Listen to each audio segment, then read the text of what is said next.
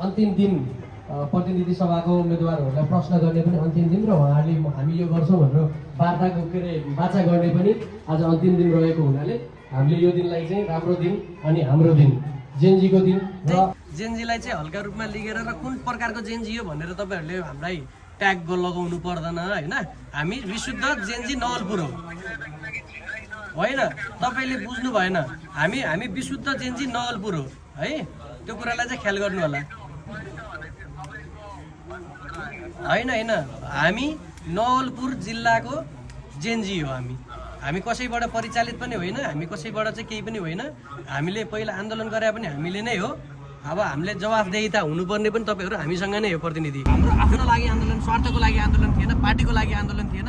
यो सिङ्गो युवाको लागि, देशको लागि र जनशक्तिको लागि चाहिँ आन्दोलन थियो।